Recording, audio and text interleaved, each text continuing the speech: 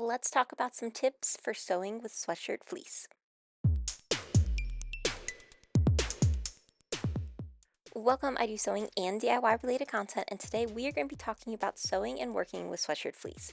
Now, whether this is an old sweatshirt that you have, something you got from a thrift store and you're deconstructing, or you actually buy sweatshirt fleece from a fabric store, there's a few tips and tricks to make it easier to work with.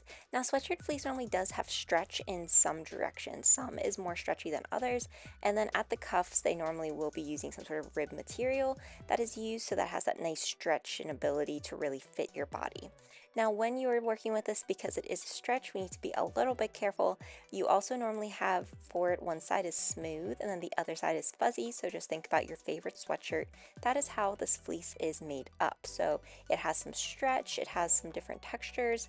So a lot of little interesting things about this fabric. So when we're working with it and you're sewing, I would definitely say to use a walking foot.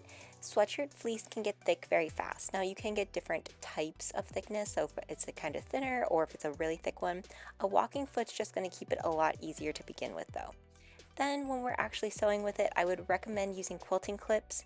Pins get a little challenging because they can fall out. So quilting clips hold everything in place for you. When you are cutting it out, you can use a rotary cutter and pattern weight. Sometimes that works a little bit better. I have seen people have success though using pins and scissors. I sometimes like using just like really good fabric shears for deconstructing as well. And then for the needle, I would highly recommend using a ballpoint needle if you wanted to maintain its stretch. Now, if you're doing something like a quilt with it, or I'm going to be turning it into a bag in a later video, you could use a universal needle if you don't care as much about the stretch, but if you start to see that your stitches are skipping, it's snagging your fabric at all, be sure to keep that ballpoint needle. Now, it can look different depending on the color or texture, so here's just another type of sweatshirt fleece that I had gotten. As you can see, the back on this one is much lighter versus the actual color, which was that darker gray for the right side of the fabric. So a lot of different variations with this when you are working with it. Now on my machine, I do have a ballpoint needle in. I have just my regular presser foot, but what I want to show you is when you're sewing with it, be sure to use a zigzag stitch. So especially if you want it to have that stretch, you're going to want to use a zigzag stitch so that it can do that.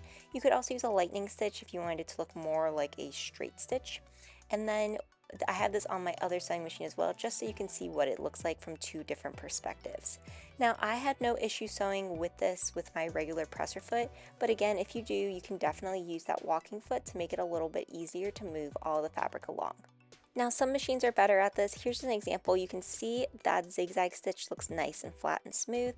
Sometimes though, it will kind of pucker. So if you are able to change the pressure of your presser foot, that can help. You can also try using your serger. So a serger is a fantastic option for sweatshirt fleece just because it allows it to still have that stretch. It allows it to still have that movement.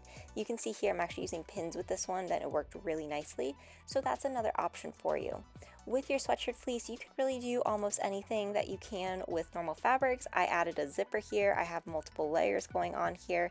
So everything works out really nicely. Sweatshirt fleece is obviously also perfect for clothing. So some example projects are if you go to like a thrift store, or if they have a sweatshirt that you love that's in too big of a size, you can definitely take that in. You could make joggers, your own sweatshirt, your own nice comfy crew neck. You can make bags, you can make dog items. There are just so many different items that you can make with this fabric, and it actually is pretty easy to work with. If you enjoyed this video, be sure to like, comment, and subscribe.